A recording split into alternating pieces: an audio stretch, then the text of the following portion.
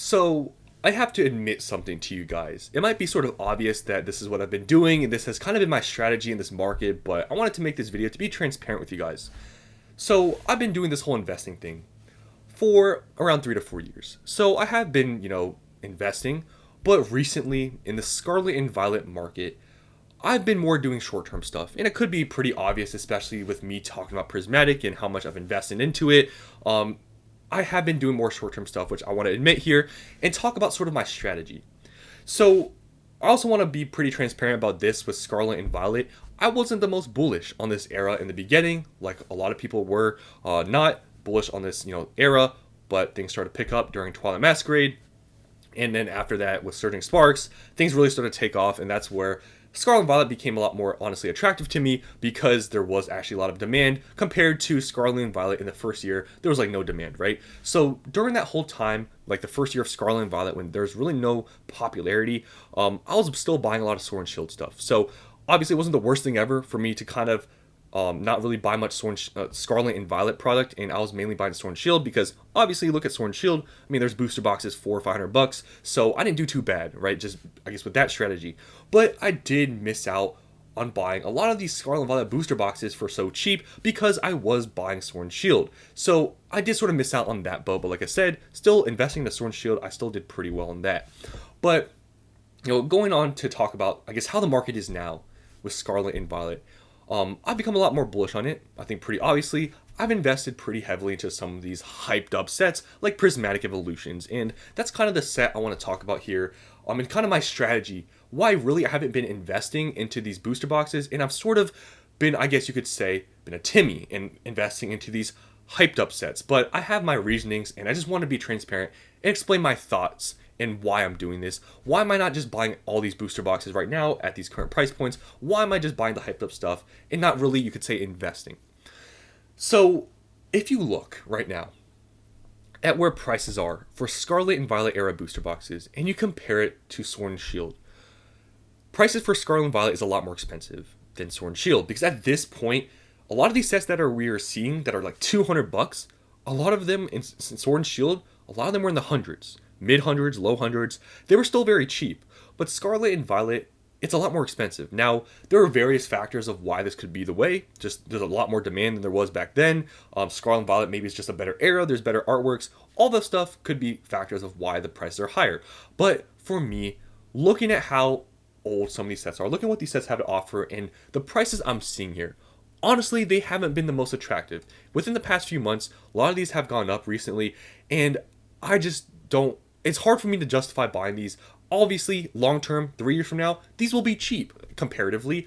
But when I'm looking at the opportunities in this market and what I saw specifically with Prismatic, I felt like my bets being placed on a set like Prismatic with the set value and everything I had going for it, I think I would have done, or I thought I would have done better off, or been better off investing pretty heavily into Prismatic rather than putting into some sets like Scarlet and Violet. Because like about a month ago, I bought a ton of Prismatic, right?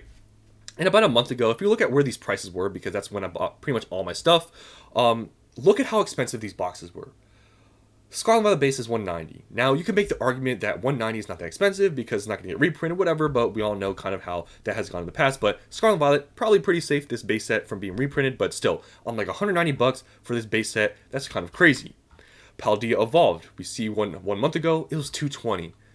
Honestly, Paldea Evolved, pretty good set, $220. Long term, probably not that bad of a buy, right? But for me, I'm like, okay, it's still pretty expensive. Obsidian Flames, and we also had that reprint news. Obsidian Flames a month ago at 180s, 190s. To me, I'm like, that's crazy, too expensive for just my opinion, right? And that also was getting reprinted. Paradox Rift a month ago was 180.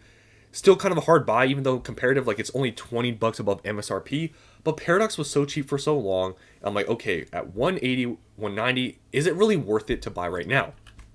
Temporal Forces, a month ago, these were around MSRP. You could buy them from Pokemon Center. I already had some of these, so I'm like, you know what? Don't really want to buy any more at these prices. Twilight Masquerade, I'm like, okay, this is a pretty new set. It's getting reprinted. Pretty expensive for what it is. I'm not going to buy. Stellar Crown, same thing a month ago. It's like a $200. I'm like, okay, I'm not buying Stellar Crown at $200. Surging Sparks, obviously I had bought a good amount of this at release, able to get a very good price. So obviously I wasn't buying a month ago when this was $260. In Journey Together, I did buy some at on pre-order, able to get them at MSRP. But other than that, as you can see here with all these, I really didn't buy any of these in the past month, other than obviously Surging and Journey Together on those pre-orders. But everything else I didn't buy a month ago. Why? Why did I forego those and buy Prismatic? Well, here's my thought process and my thinking. This could be seen as being a Timmy, whatever, but I'm just being transparent. So I'm looking at these booster box prices. I'm like, okay, I can buy these at their current prices right now, and in 2 years later, they will be cheap comparatively, sure. But I looked at Prismatic a month ago and like, okay, I can buy ETBs when they dropped at about $100. I can buy some of these like binder collections under $60. I can buy, the surprise boxes for under $60. I can buy all these different products for this price. And I'm looking at Prismatic and what it has to offer. And obviously there's a lot of hype around it. The set value was over $8,000. It's over $8,000. It still is. It has all these evolutions. It has all these factors, Master Balls, Pokeballs, Demigod packs, God packs. And it's super hyped up. And this market seemingly is going to continue to be pretty strong in the near future. So I take all these factors into account. I'm like, okay, would I rather put my money into the safer option of all these boxes when they're $200 and they're only like a year old? Or am I going to try to ride this wave a little bit, right? Even though I don't think prices will crash, but am I going to try to ride this wave a little bit with these inflated prices seemingly of Prismatic, buy on this dip, in the short term do much better than these other products? And in my mind, right, in my thinking, I thought it was a good bet to, forego buying all these booster boxes at $200 and buy Prismatic when the price dropped. Because, I saw Prismatic, I guess, in a different light than a lot of other people. Because a lot of people said it was too expensive, it's going to crash, it's going to keep going down. And obviously we have seen price stagnation, so maybe there's some truth to that. But I still think there is going to be a point where these go up, unless we get a huge amount of supply. But I just saw a ton of potential that I could perform a lot better with Prismatic buying at these prices that I was able to get them at on the price drop versus investing, right, into these booster boxes at $200 long term. And that's where I guess in some ways I've been sort of you could say a Timmy, doing this short-term play stuff. But my strategy for Prismatic, especially because I'm very heavily invested, I know I say it all the time, and you guys want to know everything I have, but like I've explained many times before, people right now are a little bit sensitive, not going to show everything I have, right? But my plan for Prismatic is to do some short-term stuff. I am going to hold stuff long-term. I'm not just going to sell everything. But I have a lot of Prismatic where I wouldn't be too comfortable holding the amount I have long-term. But my strategy is to sell some short-term when I believe prices will inevitably go up with these, because I really feel like the stagnation we're seeing here, I don't think it's going to last that much longer because of just the strength with the card prices. Set value is still very strong, but just sealed hasn't gone up much. They've been stagnant. So I really feel like we are going to see a run-up at some point soon. During that time period of the run-up, I will be selling stuff off, taking those profits. And my idea was this. I'm going to kind of ride this wave, sell a good amount of the stuff while the set is still very strong, right, and super popular, and use that money for in the future when this market cools down. When there's opportunities, when they present themselves. Maybe I'm able to find, which is probably impossible, destined rivals. Maybe I'm able to find them at MSRP, which seems like a dream, right? I'm going to roll this all, into the new stuff. And if I can't buy that, I'll just sit on the cash and, have that for the future for when inevitably this market does see some downturn. And like I said, I know this whole thing that I'm explaining here, it's a shorter term mindset, and it's not what's really preached with doing long-term stuff.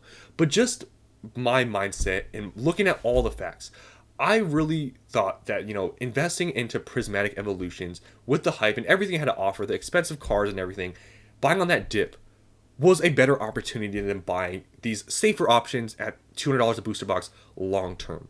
And that's sort of, I guess, in the way that I've been playing this market. Now, you may dislike me for this because I'm doing the short-term thing and it's not really seen to be a good thing being a flipper. You're not a real investor for holding X amount of years. I get it, but I do still have stuff I hold long-term. It's just that the new stuff, Scarlet and Violet, buying these booster boxes at the prices, I'm like, you know what? I don't really think it's worth it. I feel like my opportunity cost is a lot greater if I were to hold up my money with these rather than buying on the drop for this hot set. So I just wanted to explain my strategy. I don't know if I've ever explained kind of why I've invested so heavily into some of these hyped up sets. Some people may not agree with me. Some people may agree with me with my strategy. Some people may say I'm really risky, which I could understand. But that's why I've not really been investing, you could say, in these Scarlet and Violet era booster boxes, because I've placed my bets that I could do better with some of these sets, like Prismatic, buying on the dip, than buying these other boxes, which long term I'll do better, maybe do pretty good on. But I just feel like in my mind, the risk to reward, it was worth it to buy Prismatic and be able to kind of sell into the strength of this market and use those profits and use that in the future for when I think inevitably when this market does cool down and things get cheaper, I would be pretty well set off then. So that's sort of my thought process and my strategy that I want to share with you guys. I know a lot of people may not like hearing this because I'm a Timmy, short term, not holding for 10 years. I get it, but it's just me being transparent about what I've done and why I decided to do this. Because honestly, for Scarlet and Violet, I really don't have much in terms of booster boxes. Like, I still have a lot of Sword and Shield still. The only Scarlet and Violet I really have is the past like 3 sets, because everything else I barely have any of. So yes, I'm not very heavily invested, I guess, as I probably should be with Scarlet and Violet earlier booster boxes. But at this point in time, buying at these prices, it's kind of rough, and I know I'm gonna look back a year or two from now and prices are gonna be cheap, but I just feel like some of these sets you can ride the wave on and perform extremely well in the short term, and that's sort of what I've done. So just want to be honest, may get some people that don't like me or say that I'm stupid, but hey, it's my thought process. I use my money. We'll see if it works out, which so far things have been fine, but I really think there's some big opportunities with these new sets. If you were able to buy, especially Prismatic at some of these prices, I honestly didn't think it was that risky, and that's why I decided to go pretty heavy. So that's all I wanted to talk about. Hope you guys enjoyed. Let me know down in the comments, have you guys been like me? Have you been kind of riding the wave with this market, flipping some stuff, maybe short term, buying some of these newer hot products? Let me know down in the comments. Just being honest here, I don't know if you guys have been doing the short term stuff or whatever, and sort of playing this market, because you can do very well doing this stuff, but at the same time, I feel like it's more frowned upon because we're supposed to be doing long term investing here. But I don't know. I just feel like with some of this stuff, if you play it right, which could be more risky, right, you can do extremely well. So that's all I wanted to say. Hope you guys enjoyed, and I'll see you guys on the next one.